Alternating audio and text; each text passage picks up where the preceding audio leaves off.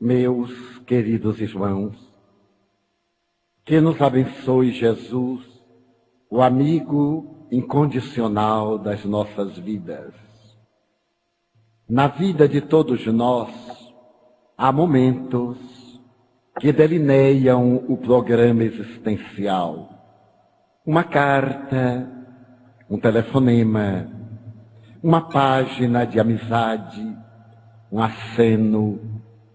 Muitas vezes as coisas aparentemente insignificantes são portadoras de uma tal empatia que mudam completamente o roteiro existencial.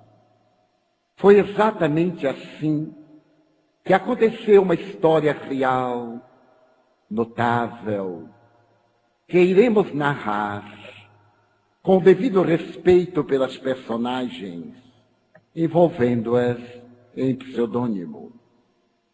Naquela época, disse o autor, eu me dedicava a uma tarefa muito áspera em Nova York. Havia elegido a profissão de detetive para colaborar a benefício de pessoas que se encontravam angustiadas pela perda de parentes. Naquela oportunidade, nos anos 40 que começavam, surgiram os primeiros problemas de desaparecimentos de pessoas. Indivíduos que saíam para o trabalho e desapareciam completamente. Mas também estava no período em que as ações de divórcio exigiam uma documentação hábil para comprovar invariavelmente o adultério. E eu havia escolhido essa área, repete o autor da obra, para poder ajudar as pessoas traídas e de alguma forma ser instrumento da lei para punir os delinquentes. O meu escritório em Nova York tornara-se famoso e fazia parte do grupo dos detetives Dick Tracy.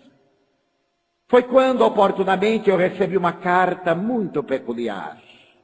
A carta estava vazada em frases muito breves e dizia mais ou menos assim: necessito que o senhor me ajude. Eu sou um homem muito rico, muito feliz. O casamento para mim trouxe-me a plenitude. O segundo casamento. Consegui encontrar a mulher mais extraordinária pela qual um homem pode ambicionar. A minha mulher proporciona-me ventura. Estamos casados faz mais de 15 anos.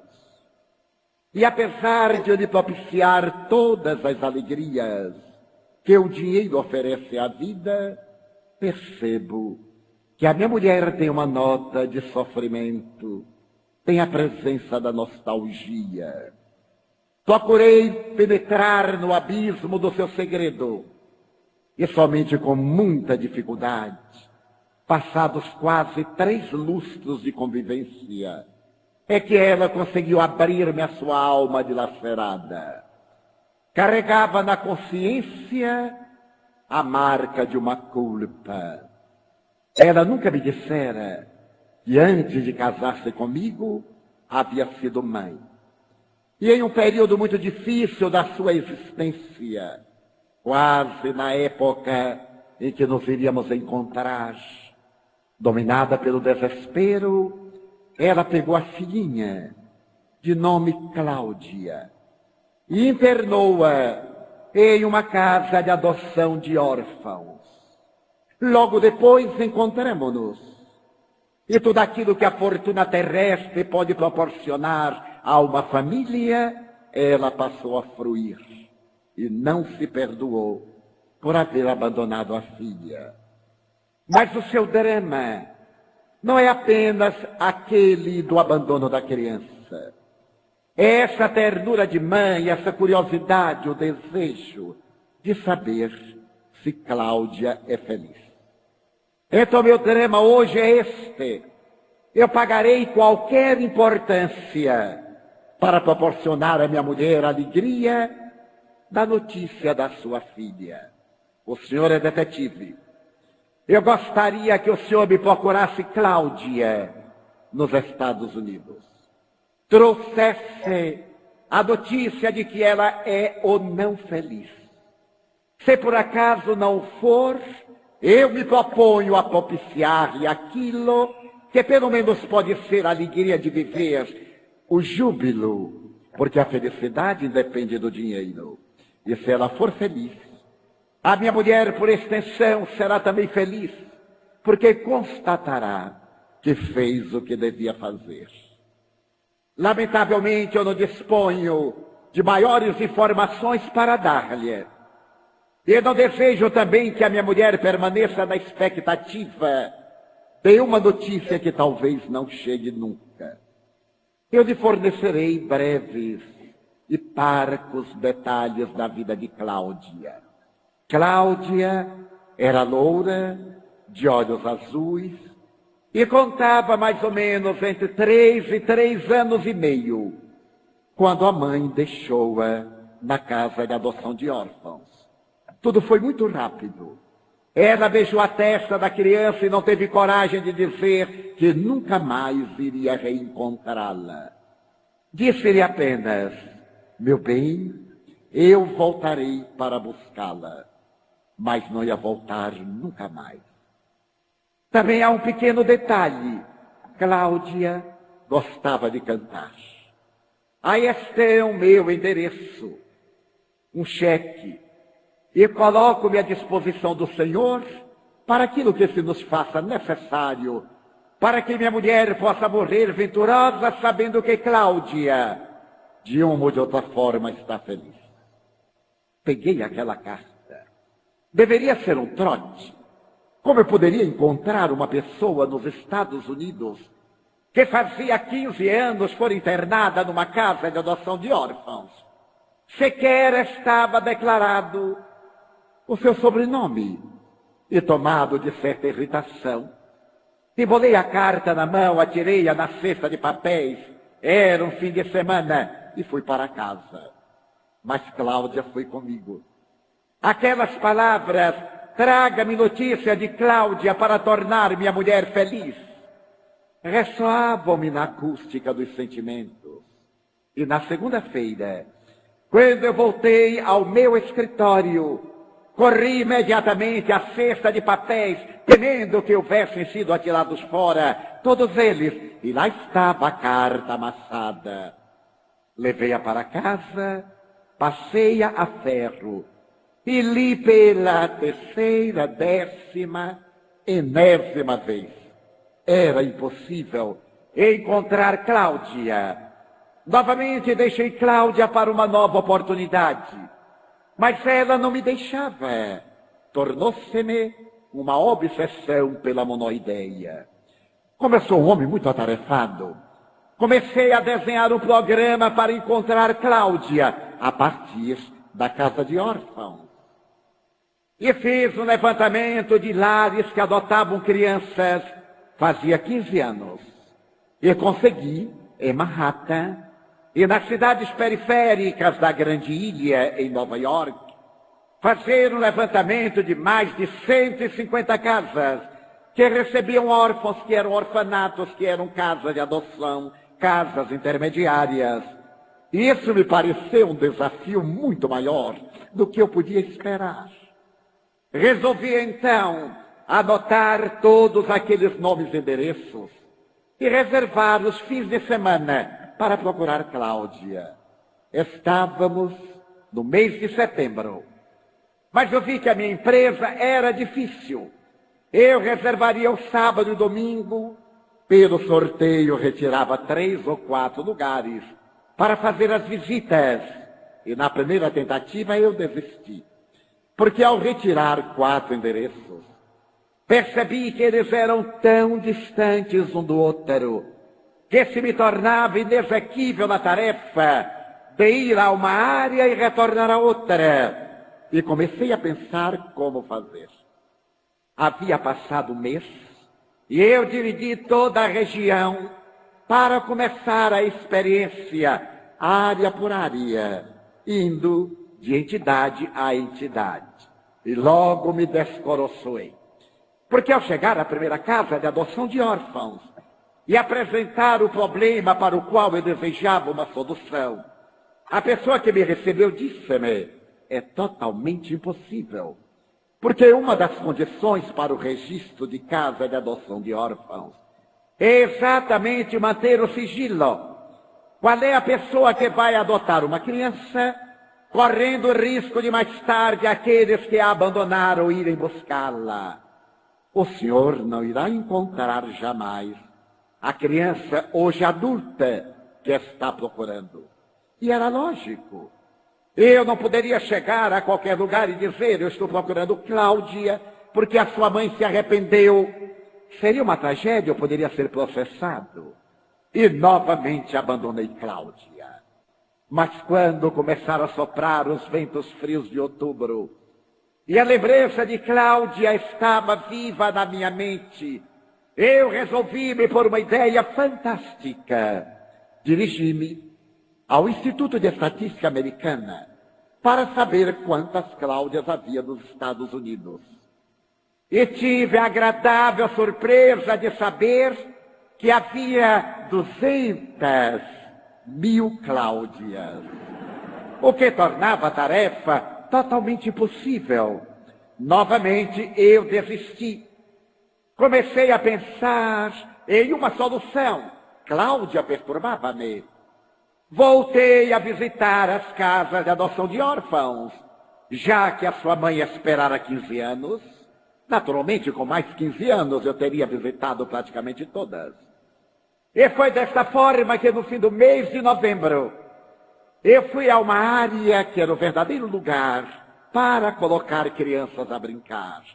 Era uma área da zona periférica, uma ampla área de pomar e de jardim, uma casa estilo californiano, com todas as características de um lar, ademais com a algaravia das crianças. Bati a porta e senti que de dentro da casa vinha esse agradável odor a bolo que estava sendo feito no forno doméstico.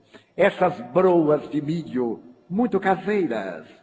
E quando a porta se abriu, uma senhora de 60 anos, rosada, enxugando as mãos no avental, olhou para mim jovial e perguntou-me em que ele possa ser útil. Mas pelo menos mande-me entrar. Ela pediu desculpas, adentrei-me e perguntei-lhe en passant: estou procurando uma criança que possivelmente esteve nesta casa. A senhora me poderia dizer se há cerca de 15 anos, um pouco mais, um pouco menos, aqui foi deixada uma criança para ser adotada, de nome Cláudia? A senhora sorriu e corou, porque as mulheres não sabem mentir. Elas conseguem mentir sem corar, mas ela havia corado, o que era muito agradável. Ela disse: meu amigo, por aqui passaram várias Cláudias, mas eu desejo saber a respeito de uma menina loura, de olhos azuis, que deve ter sido deixada aqui faz 15 anos, e sucintamente narrei o motivo da minha visita. Ela disse que lamentava muito, jamais me daria qualquer informação que me pudesse levar à presença hoje dessa jovem, que certamente encantadora, entre 18 e 19 anos, preparava-se para conquistar o mundo. E eu lhe disse: por favor, a senhora é mãe adotiva. Imagine a angústia daquela mãe carnal. Eu não desejo que a senhora me dê maiores informações. Basta que a senhora me disse realmente: faz 15 anos aqui nós recebemos uma Cláudia. Ela me olhou demoradamente. Os seus olhos pequeninos, brilhantes e azuis inquietos, pareciam desejar dar-me uma mensagem. Então ela sorriu e disse: um momentinho que eu vou ver a minha broa de milho no fogo. Eu sabia que ela ia olhar o fichário, porque as mulheres nunca são diretas. Elas dizem uma coisa para significar outra. Saiu correndo e daí a pouco ela retornou e disse como era mesmo o nome da menina. Cláudia. Ah, Cláudia, eu me recordo vagamente que por aqui passaram varas, muitas, mas nessa época passaram mais ou menos 3 ou 4 Cláudias. E como eram elas? Louras, de olhos azuis. E a senhora poderia me dizer para onde elas foram? Eu não desejo saber o nome da família, eu desejo apenas saber para que estados. Meu amigo, o senhor me constrange. Mas se eu me recordo bem, uma delas deve ter ido para o Arkansas. A outra, a minha memória já não funciona muito bem, mas deve ter ido para Oklahoma. A terceira para a Califórnia. E a quarta aqui mesmo para Nova York. Meu Deus! Eu conseguira reduzir aqueles antigos 48 estados em apenas 4. Teria que procurar somente numa população de apenas 30 milhões de pessoas pela minha Cláudia. Mas já havia reduzido bastante. Agradeci-lhe, um pouco frustrado, porque não tive coragem de pedir-lhe o nome dos pais adotivos. Era constrangê-la demasiadamente. Ela sorriu e quando eu saí, ela disse encontrar Cláudia. A sua Cláudia, dê-lhe um abraço por mim e pergunte se ela está feliz. Agora eu tinha 2 perguntas a fazer, a mesma por 2 mães. Chegando a casa eu percebi que era totalmente impossível. Como eu poderia ir a Oklahoma e ficar perguntando por Cláudia? E se depois a família se transferiu para o outro estado, para o outro país, abandonei Cláudia mais uma vez. Chegava dezembro e os ventos mais frios açoitavam Nova York. E não sei qual a relação entre os ventos frios de Nova York e a minha presença de Cláudia, quando eu me lembrei que ela gostava de cantar. E uma criança que gosta de cantar, às vezes em 5% se tornam cantoras. Era uma possibilidade. Eu tive uma ideia. Se ela gostava de cantar, e se ela se tornou cantora, deveria estar agora, naturalmente, no mundo dos espetáculos. Eu fui à Associação de Artistas, Cantores e Dramaturgos de Nova York. E tive uma grande felicidade. Quando lá cheguei, eu encontrei uma antiga cliente, a quem eu beneficiara, solucionando-lhe um problema muito grave. Ela me reconheceu. Acercou-se do balcão e me perguntou, mas em que lhe poderei ser útil? Eu lhe falei rapidamente sobre o meu desafio. E ela me disse, realmente, é um desafio impossível de ser atendido. Mas em que lhe poderia ser útil? Eu desejava saber se por acaso existe alguma candidata cantora, alguma pessoa, alguma jovem de 19 para 20 anos, 18, que se chame Cláudia, que seja loura, que tenha olhos azuis. Será que existe nos registros? E você me poderia dar? Ela disse, eu não poderia, porque nós temos aqui um código de ética. E não poderemos ficar dizendo o nome das pessoas para qualquer pessoa que aqui chega, qualquer indivíduo que vem pedir informações. E depois que ela percebeu desenhada na minha face a frustração, mas como o senhor é um homem que edifica vidas, eu tentarei ser útil. Volte em uma semana. Eu não sabia esperar a semana transcorrer. E depois que passou, lá estava eu pontualmente como um antigo relógio suíço. Porque os atuais já não são tão pontuais. Quando eu cheguei, ela sorriu e disse, encontrei a sua Cláudia. Ah, realmente, aqui está registrada uma jovem de nome Cláudia, com 18 anos. Ela é candidata cantora e estará em Nova York na noite de Natal. Eu disse, meu Deus, e de onde ela vem? Ela disse, bem, ela vem da Califórnia. Teria que ser a minha Cláudia, 18 anos, cantora, morando na Califórnia. Mas você não poderia, por favor, ajudar-me, dando-me algum dado. Ela disse, eu tenho até aqui a ficha dela, mas eu não posso. Acercou-se do balcão sorrindo com uma pasta, um envelope, e disse, aqui está. Eu não posso falar com o senhor do conteúdo deste envelope, mas eu vou deixá-lo aqui no balcão e vou beber água. O que acontecer da minha ausência, eu não tenho culpa. E enquanto ela foi beber água, eu devassei o que tinha no conteúdo, adotei o endereço e vi o retrato de Cláudia. Cláudia era esguia, os olhos azuis transparentes, o cabelo louro estava em trança que lhe descia pela omoplata, e estava com rosas como se fosse uma deusa grega. O vestido de chifão azul caía-lhe até os pés, e ela parecia que estava no momento do êxtase da música. Estava trabalhando em um café-concerto, em uma das praias de Los Angeles, e se candidatava a vir cantar na noite de Natal em Radio City of New York. Eu fui tomado de um grande espanto. Era minha Cláudia, e como era bela. Adotei, coloquei tudo no envelope, e quando ela voltou ingênua, disse, o senhor por certo respeitou a minha confiança, na verdade. E eu anuí, claro, respeitei, fazendo exatamente o que ela desejava. Despedi-me, e já mais ou menos no dia 6 de dezembro, eu viajei a Los Angeles e fui ao café-concerto em que Cláudia se exibia. À porta havia um enorme pôster, e Cláudia estava de chifão rosa, cantando. Ela era especialista em espirituais negros. Eu mandei reservar uma mesa de pista de frente do palco. Sentei-me, e quando o pano de boca se abriu, as luzes diminuíram, os spotlights caíram sobre Cláudia, ela começou a cantar, e a sua voz cálida e meiga parecia que estava cantando para mim. Olhei o público, todos tinham a sensação que ela estava cantando para cada um. Ela cantou e foi aplaudida.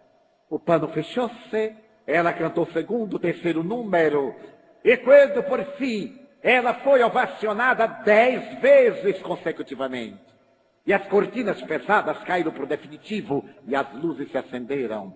Eu chamei um garçom, escrevi um pequeno bilhete para Cláudia, dei-lhe uma nota de $10, uma alta importância para a época, e disse ao garçom, por favor, entregue-me a estrela.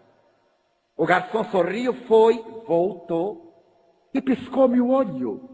Eu não sei porque que os garçons piscam o olho para a gente. Ele estava me dizendo qualquer coisa. Ela está esperando o Senhor. E sorriu, matreiro. Eu levantei-me, aproximei-me do camarim da estrela. Lá estava o seu nome. Bati a porta com harmonia. E uma voz metálica, muito fria lá de dentro, disse-me, entre. Não era a mesma voz. Aquela voz quente. Eu me lembrei que no bilhete havia colocado, Cláudia, eu necessito de falar com você a respeito de sua mãe. Era a mensagem do impacto. Nada de contornos. A mensagem direta. E ela respondia com a voz álgida e metálica. Eu me adentrei e lá no fundo do camarim, com um ligeiro chale de crochê sobre o ombro, Cláudia tricoteava de vistas baixas. Ela me disse, seja breve. O que é que o senhor deseja? A minha secretária está ao telefone para chamar a polícia. Cláudia, porque o senhor disse que vinha me falar a respeito de minha mãe. Eu acabei de telefonar a mamãe e ela disse que não tinha nada para me falar. O senhor deve ser um embusteiro. Deve ser um chantagista. O que é que o senhor deseja de mim? Cláudia, você telefonou para sua mãe adotiva. E eu desejo falar-lhe a respeito de sua mãe biológica. Ela teve um ligeiro tremor, mas não levantou a cabeça. A minha mãe biológica é a mãe para quem eu acabo de telefonar. É mentira, Cláudia.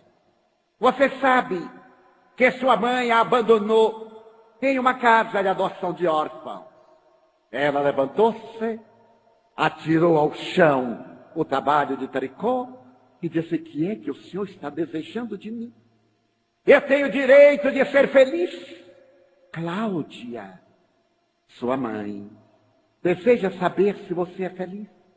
Ela arrependeu-se de haver deixado você para ser adotada por outra pessoa. E contratou-me para saber se você é feliz. Você é feliz, Cláudia? Não. Diga-lhe que eu sou infeliz. Que eu a odeio com todas as veras do meu sentimento. Ela conseguiu arruinar a minha vida. E ela não tem o direito de vir agora novamente quando eu vou debutar em Nova York. Para transtornar-me mais uma vez. Por favor, saia. E diga a essa mulher que ela me deixe em paz. Os meus pais intervirão através da polícia pelo crime de me haver abandonado e agora de me estar perturbando. Passe embora. Havia tanta amargura em Cláudia. Ela estava transtornada que eu perdi momentaneamente o equilíbrio e foi a pior noite da minha vida. No dia seguinte, porém, com o maravilhoso sol da Califórnia, eu me recuperei e projetei um plano. Na hora em que ela estivesse no café-concerto, eu visitaria os seus pais adotivos. Talvez eu conseguisse algo com pessoas mais sensatas. Fui à residência de Cláudia.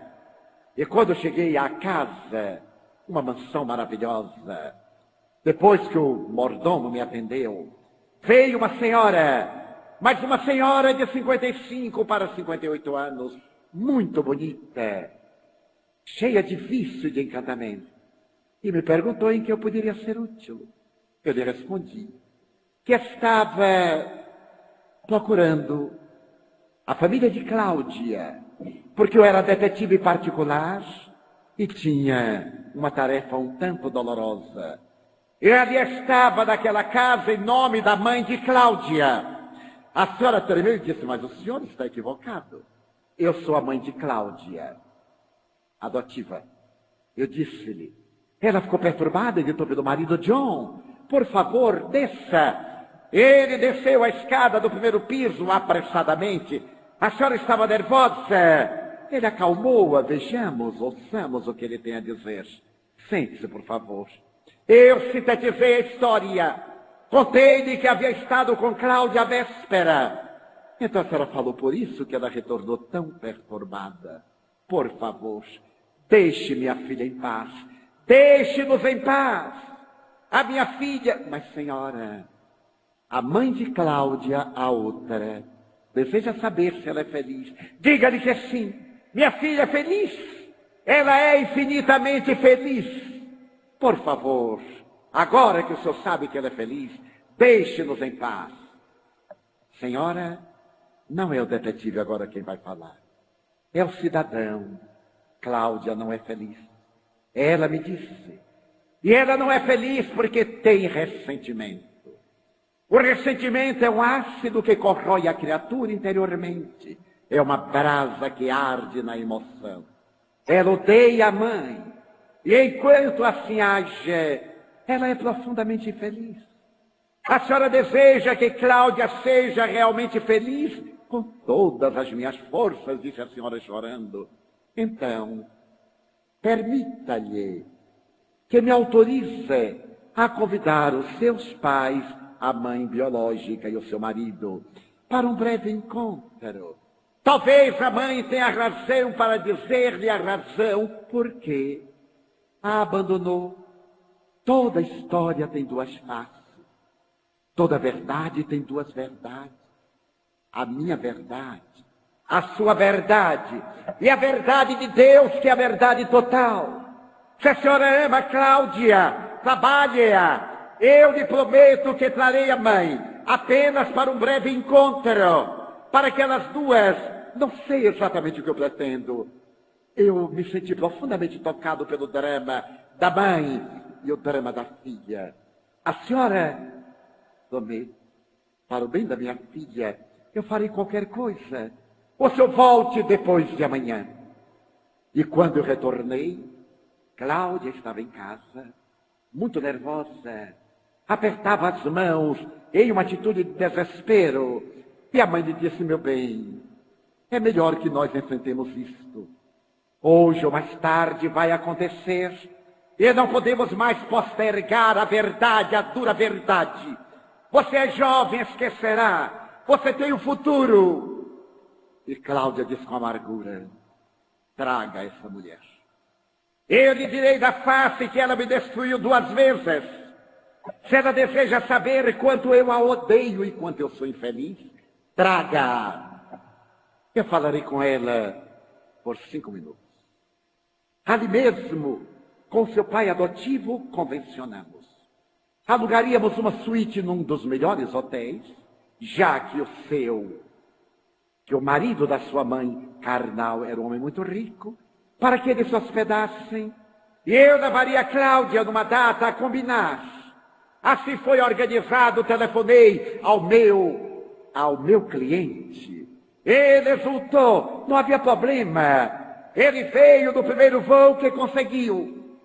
E no dia e hora aprazados, ao cair de uma tarde de sábado, quando os ventos frios ainda não eram perturbadores em Los Angeles, em uma praia maravilhosa, eles se hospedaram e numa suíte próxima, no mesmo edifício, os pais adotivos de Cláudia e ela. Eu fiquei numa pensão mesmo.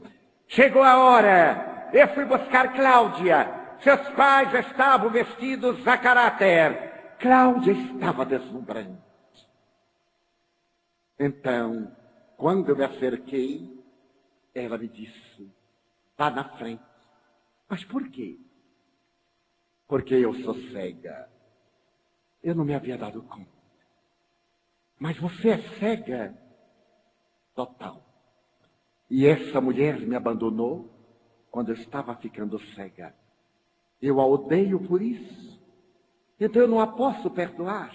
E é assim que os cegos andam. Alguém vai à frente, ele segura o cotovelo e vai atrás. Eu a odeio. Eu olhei para aqueles olhos transparentes. Tinham brilho. Não eram estáticos, parados, sem luminosidade. Ergui a mão em dúvida. Então eu me dei conta, porque ela falou: note, que o pano de boca se abriu, eu já estava lá. Ele se fechou, eu estava lá. Para que a minha secretária me levasse e me trouxesse. Quando o senhor chegou ao meu camarim, eu não levantei a cabeça, até o senhor falar para eu saber a direção. Eu sou cego. Uma dor confrangeu minha alma como um punhal.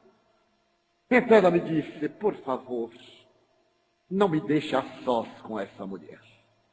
Aproxime-me até 2 metros. E seremos breves. Se ela deseja ver-me, está muito bem, mas não temos o que conversar. Prometo, Cláudia. Quando toquei a campainha da suíte, à porta, e veio o meu cliente sorridente, ele disse com certo mal-estar: a entrevista é somente das 2. Por favor, passe um outro cômodo. Lá no fundo estava a mãe de Cláudia.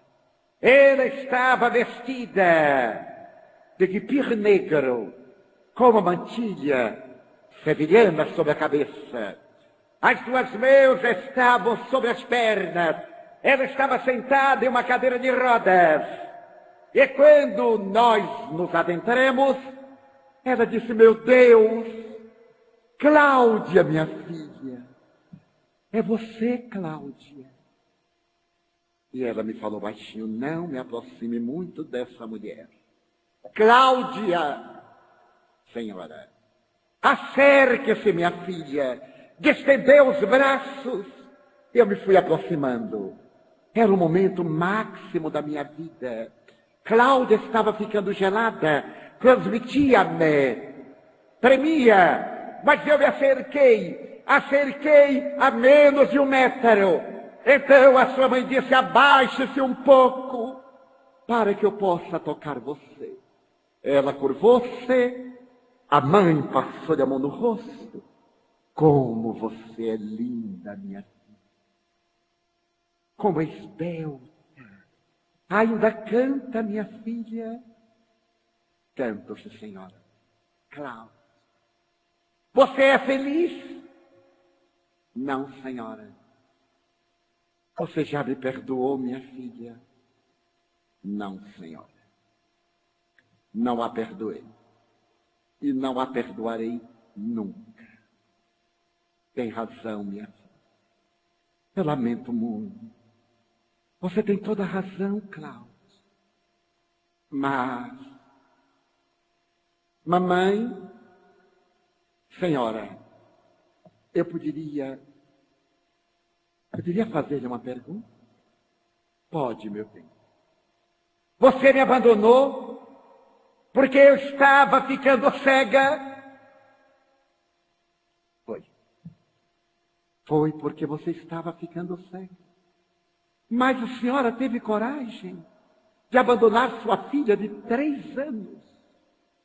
Quando ela estava mais necessitada do seu apoio de mãe, do seu carinho. Foi, minha filha. Como é que você pôde me abandonar? Eu era tão criança, confiava tanto em você. Cláudia, me perdoa. Eu a abandonei, sim, porque você estava ficando cega, mas não foi por essa razão que eu a abandonei. Naquele dia, nós ambas havíamos estado no oftalmologista. E quando nós saímos de lá, ele me disse: não seja egoísta. A sua filha vai ficar cega dentro de 6 meses, no máximo. É uma enfermidade irreversível. Coloque-a numa casa de órfãos. Talvez um casal rico possa protelar a problemática da sua cegueira. Poderá levar os especialistas europeus. Renuncie ao egoísmo de ser mãe e faça que a sua filha tenha um período mais de vista. Então, minha filha, eu não abandonei você. Eu me abandonei. Eu despedacei a minha alma. Quando eu a deixei naquela casa de adoção, eu sabia que não ia encontrar você mais nunca. Ainda me lembro que ele beijei a testa e me disse: eu vou voltar. Mas não ia voltar, minha filha. Você há de me perdoar. Não foi por egoísmo. Eu abandonei. Eu deixei você por lhe amar muito. Para que você tivesse a oportunidade de receber mais um tempo de vida. Porque seu pai havia morrido. Nós ambas estávamos na miséria. O médico me havia dito: dê a sua filha. Ela vai ficar cega. Porém você vai ficar cega antes dela. Cláudia, eu também sou cega. Mamãe, você é cega. Sou, minha filha. Assim que eu abandonei você, eu já não enxergava. Somente o contorno. Eu perdi totalmente a visão. E foi nessa hora terrível da minha vida que Deus parece haver chegado atrasado. Porque eu encontrei um homem que se apiedou de mim, que me amou. Casemos-nos poucos meses depois. Eu não tive coragem de dizer a ele que havia abandonado você. Não tive. Ele é rico. Ele me deu tudo, Cláudia. Mas não me deu você. Perdoe-me, minha filha. Eu nunca mais a perturbarei. Somente lhe peço que me perdoe. Mamãe. Oh, mamãe. Como eu irei perdoar você? A minha dor era a saudade, mamãe. A mágoa era a falta do seu carinho. Eu sempre a perdoei. E eu continuei cantando como gratidão pelo seu amor. Perdoe-me, mamãe. Eu não saber que você era cega. Senhor, chame minha mãe e meu pai para que conheçam mamãe. Então Cláudia ajoelhou-se, colocou a cabeça nas pernas da dama que chorando lhe acarinhava os cabelos encaracolados e longos. Eu corri, chamei os pais adotivos de Cláudia, e quando eles entraram, Cláudia levantou-se, voltou-se para a porta. Mamãe, venha conhecer minha mãe. Minha mãe, esta é mamãe, que me adotou. Papai, olhe minha mãe. Abraçaram-se. Eu recuei e fiquei à entrada para ver aquela cena de inconfundível beleza. Cláudia, então, começou a cantar All Men River, a música que celebrizara Old Johnson, a música do Homem do Velho Rio. A música estava no ar, a sua voz quente e adorável. Todos estávamos comovidos. E subitamente Cláudia perguntou: mamãe, onde você mora? Eu moro no lado leste. Mamãe, você precisa de ajuda? Não, minha filha, eu não necessito de ajuda. Eu sou muito rica. Mamãe, você tem saudade de mim? Teve filhos? Não, minha filha. Oh, mamãe, já que você é rica, será que seu marido não poderia construir uma casa aqui em Los Angeles? Você viria passar temporadas. Eu ficaria durante a semana com meu pai e minha mãe. E no sábado e no domingo eu ficaria com você. Que tal? Eu agora tenho 2 mães. E começou a cantar. A felicidade tomou conta daquela suíte de hotel. E eu senti-me desobrigado. Pedi licença. O meu cliente me deu um régio cheque, que eu recusei. E não sei porquê. Abracei Cláudia. Ela disse: mas você não vai embora. Você me trouxe, minha mãe. Eu sou uma grande devedora de você. Como poderei pagar? Com a sua felicidade. Agora eu lhe pergunto: você é feliz, Cláudia? Totalmente feliz. Então, que na noite de Natal, depois que as roquetes bailarem, que você consiga, então eu lhe pagarei. Eu lhe vou dar o ingresso para participar do meu debut no Radio City of New York. E foi assim, um momento, uma carta.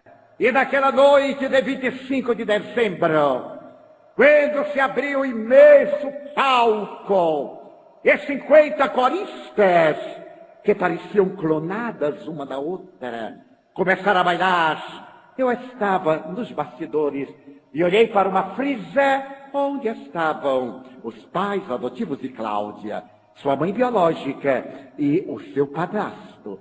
Eu, por minha deferência, estava ali nos bastidores. Foi então que Cláudia foi trazida. Um spotlight azul caiu sobre ela. E quando o pano imenso pesado de veludo se abriu, ela começou a cantar White Christmas, Natal Branco, que estava celebrizando Bing Crosby. A sua voz quente e veludosa ia em cada coração e todo mundo voltava a ser criança. Ela cantou e quando terminou Nova York, levantou-se, aplaudiu Cláudia delirantemente. Ela se tornaria uma das 10 maiores cantoras de blues. E eu me casei com Cláudia. E fomos muito felizes, porque a vida produz essa mensagem maravilhosa de nos levar a encontrar a alma da nossa alma na esquina da Avenida da Felicidade por onde não transitáramos. O Dr. Miguel de Jesus Sardano referiu-se ao Summit, que teve lugar em Nova York, entre os dias 28 e 31 de agosto passado. Uma bela tese do grande jornalista e diretor de empresas, Ted Turner, que é o dono da Warner, da CNN. 3 anos antes, esse homem admirável, ultramilionário, teve uma ideia, já que os políticos haviam fracassado e não lograram levar a paz à terra, porque a ONU não requisitava lideranças religiosas para realizar o trabalho da paz entre as criaturas do mundo. E sendo amigo de um jovem indiano que é secretário de religiões na ONU, o senhor Balaji Ted Turner pediu-lhe que levasse ao secretário-geral das Nações Unidas, Kofi Annan, essa proposta. Ele financiaria o summit, essa reunião de cúpula. E, naturalmente, começou uma das sagas mais admiráveis do fim deste milênio. Quando o jovem de 40 anos, Balaji, saiu pelo mundo para convidar as lideranças religiosas de todas as denominações para se encontrarem na sala da Assembleia Geral da Organização das Nações Unidas para trabalharem sobre a paz. Toda religião prega a paz. Todas estatuem o amor como a base dos seus propósitos. Todas elas têm Deus como a causa cáusica das suas afirmações. Embora divirjam na maneira de interpretar os caminhos que levam a Deus, todas são unânimes em propor que a criatura foi criada por Deus e Deus rege os destinos do universo. E Balaji começou uma viagem de 18 meses pelo Oriente, convidando as santidades do budismo, do hinduísmo, as mais altas personalidades das doutrinas mais volumosas que existem na Terra. E nos dias 28 a 31, realizava-se o encontro de lideranças para estudar em 4 pontos fundamentais. Qual a causa da guerra? Como acabar a fome na terra? Como atender à problemática infantil? E como reverter a panorâmica da agressão em a natureza? Ali estavam reunidas as 15 maiores religiões da terra. O cristianismo abarcava a doutrina católica e as 2.200 denominações que se derivaram do luteranismo. Ali estavam presentes as religiões indígenas. Ali estava também o judaísmo. Um grande representante do pensamento judeu, da sinagoga de Nova York, em Manhattan, deveria falar em nome da comunidade judaica. O representante de sua santidade, o Papa João Paulo II, falaria em nome do sumo pontífice da Igreja Católica. Mas estava também o representante do Dalai Lama, que por questões políticas, porque também era o governante do Tibete, que estava agora sob a injunção da China, tiveram seu nome vetado. Mas veio o representante do budismo tibetano, do budismo chinês. Ali estavam os representantes do mazdeísmo, das doutrinas mais especiais e uma representação da doutrina espírita. Quando recebemos o convite, ficamos aturdidos por muitas razões. Não somos líder de coisa nenhuma, nem de si mesmo considero-me líder. Sou apenas um trabalhador da causa espírita que a mim me dignifica, a qual venho entregando os melhores momentos da atual existência. E acreditei de princípio que podia ser, naturalmente, uma carta de mau gosto, uma piada, como nós temos muitos amigos que gostam de sorrir dos nossos fracassos. Deveria ser alguém querendo zombar de nós. E através de uma amiga, a senhora Glória Vetter, que vive em Nova York, pedimos para que se inteirasse dessa brincadeira, porque neste país de altas lideranças espíritas e personalidades de renome, perfeitamente estruturadas para uma representação, como podia chegar aquilo para mim totalmente desconhecido? E quando a senhora Glória Vetter constatou que tinha fundamento e constava o nosso nome, mais tarde veio um convite oficial para a Federação Espírita Brasileira, para o Conselho Espírita Internacional, dei-me conta que se tratava realmente de um encontro muito sério. Pedia-se que os convidados escrevessem uma tese, como terminar a guerra na Terra. E esse documento deveria ter entre 1.000 e 1.500 palavras. Depois desses documentos dos delegados, seria reunido em um livro, que depois de impresso, seria mandado a todos os governantes do mundo, para que eles tivessem um caminho de encontrar a paz. Também deveria chegar propostas a respeito dos outros temas, a infância, a pobreza, o problema ecológico, o drama da miséria. E com esse equipamento fomos, mas sem representar ninguém. Fomos como pessoa, e quando nos perguntaram quem representa e a quem, a mim mesmo como espírita. Então a palavra espírita, espiritismo, passou a fazer parte do rol das religiões reconhecidas pela ONU. Vamos participar das atividades, que seria fastidioso e inoportuno aqui narrar. Porém, o que desejamos dizer é que durante 2 dias, os encontros foram na sede das Nações Unidas e os debates foram nos salões do Waldorf Astoria. Ao terminar o summit, naquela noite de 31 de agosto, estando em Nova York, ocorreu a ideia de ir visitar Times Square. Eu tenho uma dívida com Times Square, a Praça do Tempo, porque na minha cidade natal, que tivemos a ocasião de ver pela nímia deferência do Dr. Washington, e eu era garoto, quando assisti os filmes daquela época, que aliás não faz muito tempo, eu olhava e aparecia Times Square, a praça mais iluminada do mundo. E como nós brasileiros somos aqueles que temos tudo maior do mundo, eu tinha uma inveja da praça e uma mágoa, porque ela era mais iluminada do que a Praça da Matriz de Feira de Santana.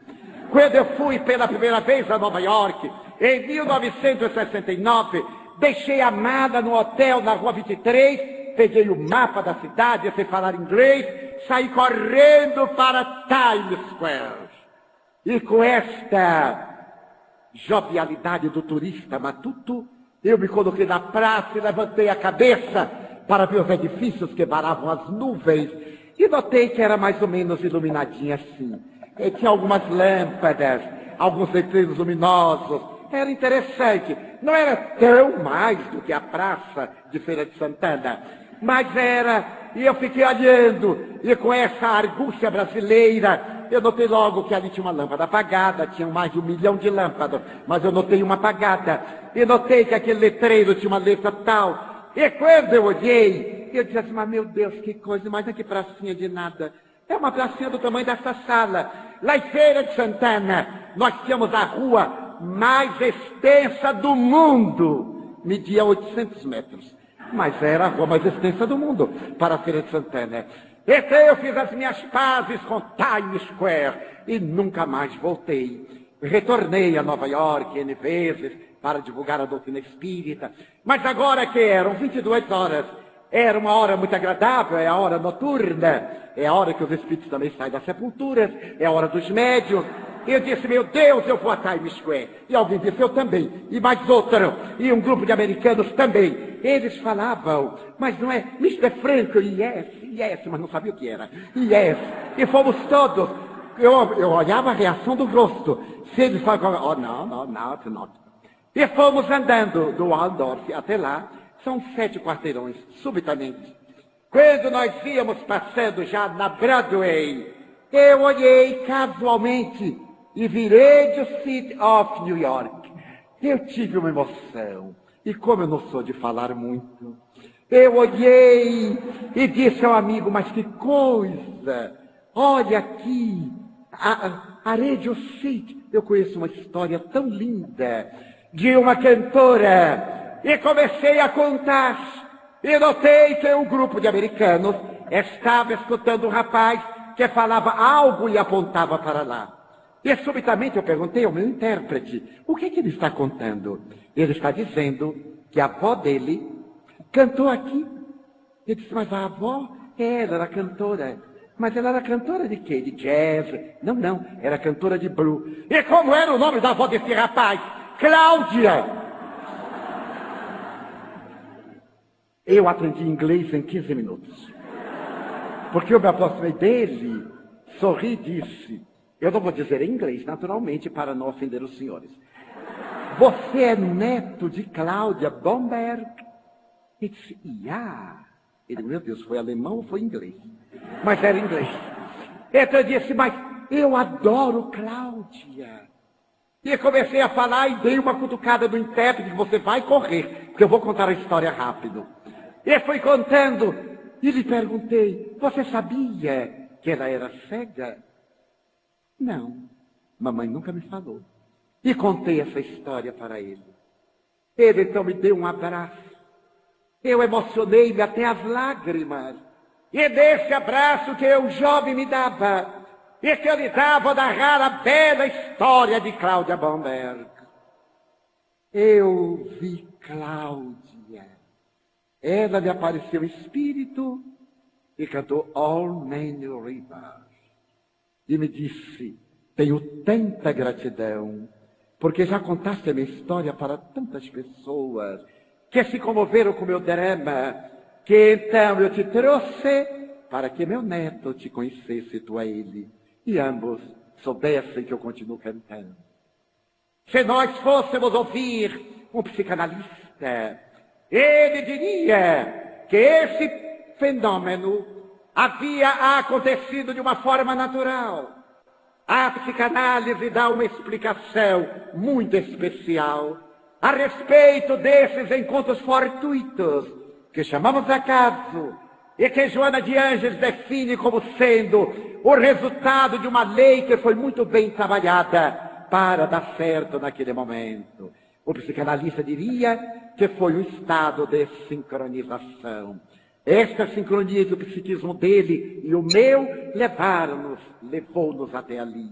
A verdade, porém, é que estávamos diante da presença de um ser espiritual, porque seus espíritos quem dirigem a nossa vida. Allan Kardec interrogou com propriedade.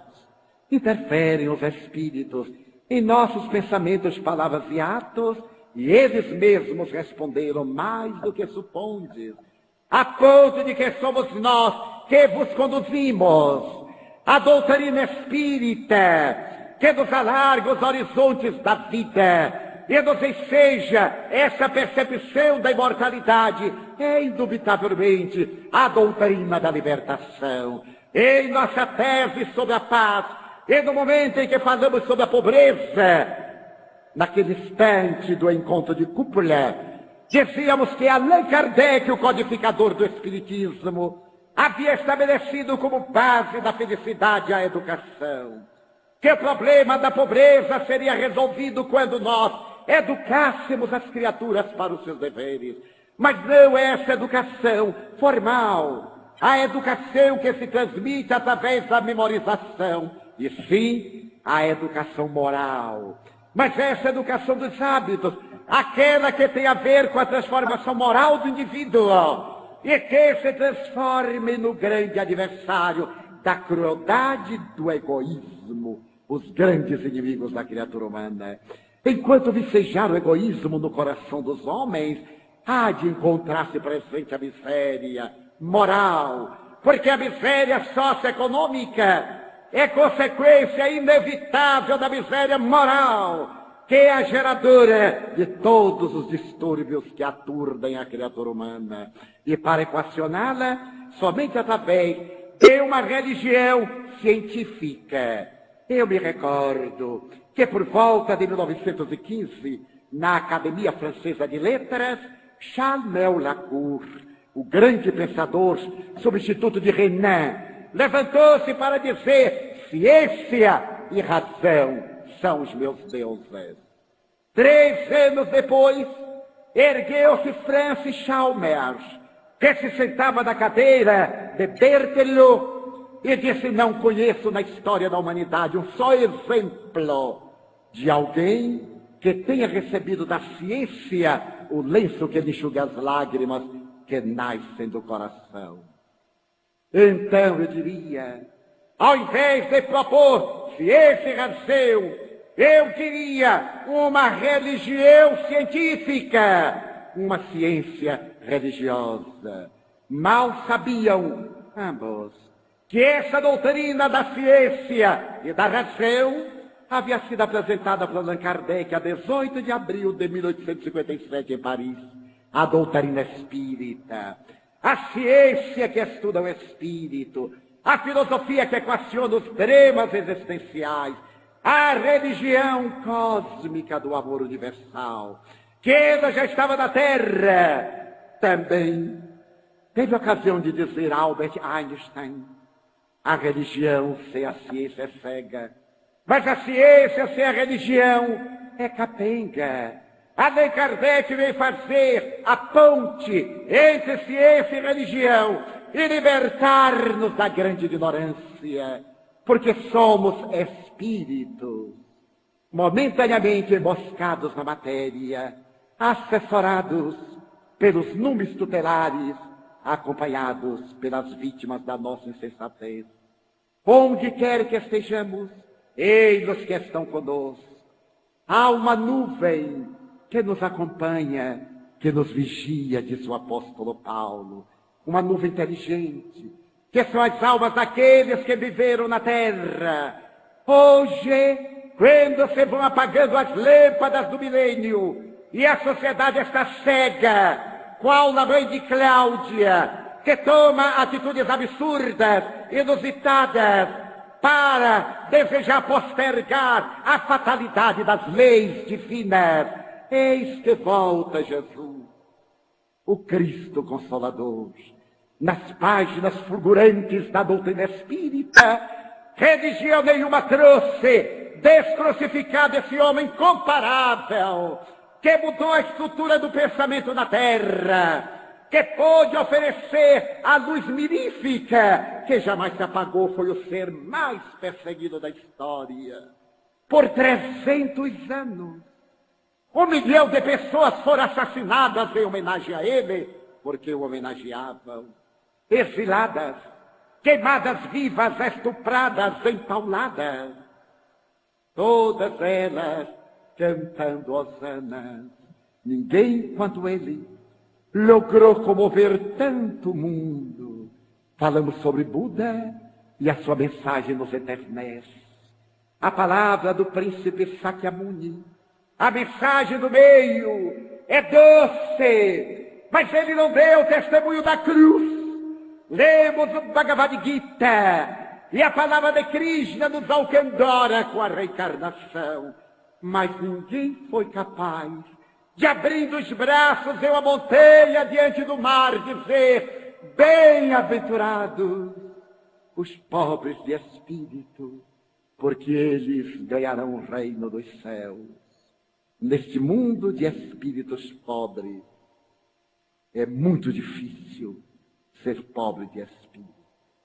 E Jesus elegeu esses que são pobres do espírito da avareza, da crueldade, da mentira, do crime. Esses que são pobres do espírito de soberba, de guerra. E são ricos de esperança, de paz, com as mãos vazias de moedas. Ei-los como candidatos ao reino. Ele dividiu a história, e apesar de a sua mensagem haver sofrido alterações, adulterações, ter sido tão desfigurada, como disse muito bem Allan Kardec, a sua proposta moral é inconfundível. Que vos ameis uns aos outros, que façais a outrem o que desejardes que outrem vos faça. Uma velha tradição conta que Shammai, um grande profeta, que viveu 100 anos antes dele, lecionava na sinagoga e no templo. E um dia um jovem apressado, como todo jovem, acercou-se-lhe e perguntou-lhe: Senhor, seria possível falar-me sobre toda a Bíblia durante o tempo em que eu pudesse ficar de pé em um só pé? E Shammai lhe disse: possível. A Bíblia é um livro muito complexo e demoraria muitos anos. E o jovem redarguiu: então, para mim, não me serve. Procurou Hilel, outro profeta, e perguntou-lhe o mesmo: o senhor me poderia dizer toda a Bíblia durante o tempo em que eu possa permanecer de pé num só pé?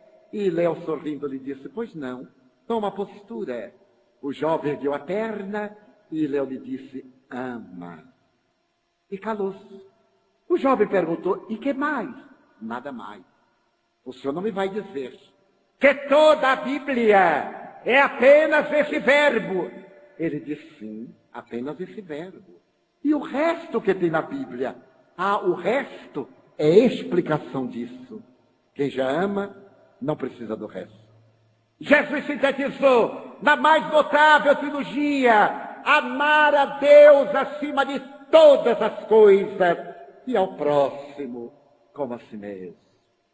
Nesta hora amarga da terra, em que as Cláudias estão no mundo, suas mães estão aturdidas e os seus netos ignorando, volta Jesus, estende as mãos sobre a terra conflagrada da Palestina, mas também sobre a Serra Leoa, sobre a periferia de São Paulo, sobre o nosso país que está numa guerra não declarada de assassinatos e de crimes, e fala suavemente: sine te parvulus, venire ad me, ó vinde a mim, todos vós que estáis cansados e aflitos, tomai sobre vós o meu fardo, recebei o meu jugo e aprendei comigo, que sou manso e humilde de coração. Leve é meu fardo, suave é meu jugo, vinde a mim, eu vos aliviarei. Quem na terra nos decide tomar o nosso fardo? Então, nesta hora turanesca, neste crepúsculo de milênio, quando as sombras se adeçam e a revolta graça, nesta casa santuário, queremos dizer: Senhor, enquanto lá fora há o aturdimento e o desequilíbrio, nós aqui queremos dizer-te que amamos a vida, que para nós é bela e é consentida. Muito obrigado, Senhor, pelo que me deste, pelo que me dás. Muito obrigado pelo ar, pelo pão, pela paz. Muito obrigado pela beleza que os meus olhos veem no altar da natureza. Olhos que fitam o céu, a terra e o mar, que acompanham a ave ligeira que corre fagueira pelo céu de anil, e se detém na terra verde salpicada de flores em tonalidades mil. Muito obrigado, Senhor, porque eu posso ver meu amor, mas diante da minha visão eu detecto os cegos que tropeçam na escuridão, que andam na multidão e que choram na solidão. Por eles eu oro e a ti eu imploro com miseração, porque eu sei que depois desta lida na outra vida eles também enxergarão. Muito obrigado pelos ouvidos meus, que me foram dados por Deus, ouvidos que ouvem o tamborilar da chuva no telheiro, a melodia do vento nos ramos do salgueiro, as lágrimas que vertem os olhos do mundo inteiro, ouvidos que ouvem a música do povo que desce do morro na praça cantar, a melodia dos imortais, que a gente ouve uma vez e não esquece nunca mais, a voz melodiosa, canora melancólica do boiadeiro e a dor que geme, que chora no coração do mundo inteiro.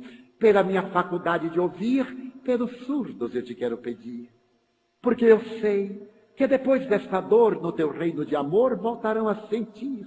Muito obrigado pela minha voz, mas também pela sua voz, pela voz que canta, que alfabetiza, que ilumina, que trauteia uma canção, que legisla, pela voz que emite a melodia da tua própria voz.